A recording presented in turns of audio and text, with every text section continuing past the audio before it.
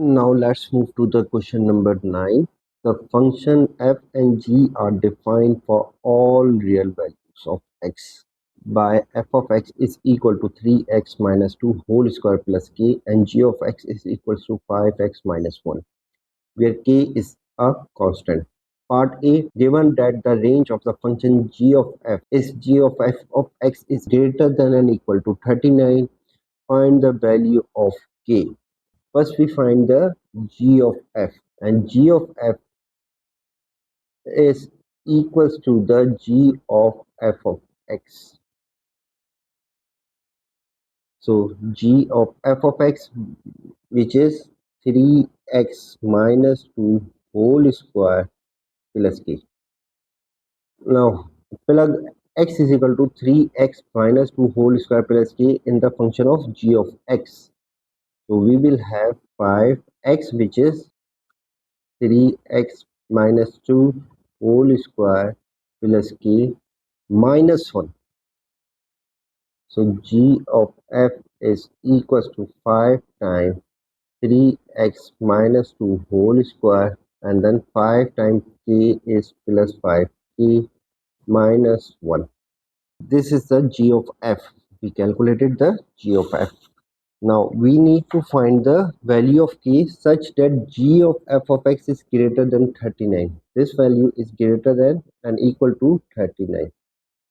Its mean g of x has the minimum value at 39. So g of f is minimum at 39. Now 5 times 3x minus 2 whole square plus 5k minus 1 equal to g of f. We know that this value will always be positive or 0 because this is the whole square. So this term 5 time of 3x minus 2 will always be whole square is always be greater than and equal to 0. So it means this term has the minimum value 0. So we can say that g of f of x is minimum equals to 39 when 3x minus 2 whole square is equal to 0.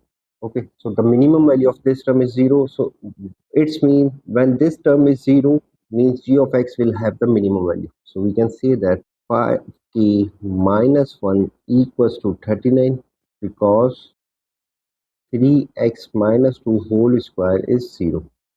So 5k is equals to 1 plus 39 and this one is equals to 40. So 5k is equals to 40 and k is equals to 40 over 5. So k is equals to 8. So when k is equal to 8, we will have the range of g of f greater than or equal to 39. Now for this value of k, determine the range of function f of g. This is the f of x, which is equals to the 3x minus 2 whole square plus k. K is 8, so plus 8, where g of x is equals to 5x minus 1. We need to find the range of f of g. So first we find f of g. F of g of x, which is f of g, is equals to f of g of x is 5x minus 1. So plug value of 5x minus 1 in the value in the f of x, we will have 3x. X is 5x minus 1 minus 2 whole square plus 8. Further solving, we will have 3 times 5x is 15x, 3 times minus 1 is negative 3 minus 2 whole square plus 8, and this one is equals to 15x minus 5 whole square plus 8. Okay, so we have f of g is equals to 15x minus 5 whole square plus 8. Okay, you can see that this term will always be positive or zero. Okay, so we can say that 15x minus 5 whole square will always be greater than or equal to 0. So minimum value of this term will always be 0. So 15x minus 5 is 0, which is the minimum value of this term. Okay, so g of x will be minimum when this term will be 0. So we can say that f of g is minimum when this term is 0. So 0 plus 8, which is equal to 8. We know that 15x minus 5 is equal to 0. It means x is equal to 5 over 15 or equals to 1 over 3.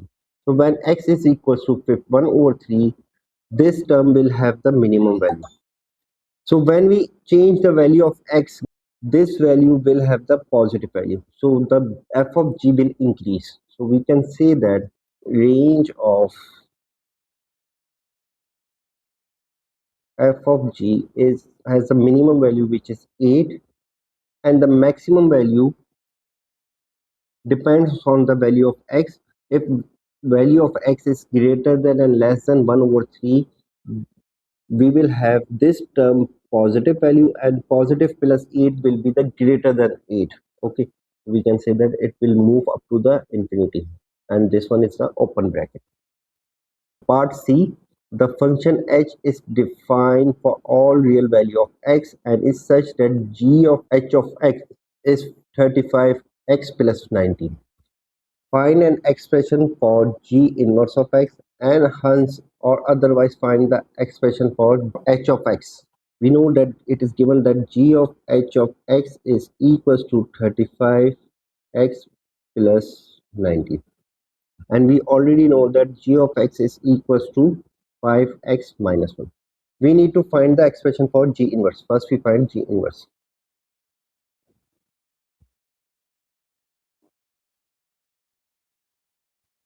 So step 1,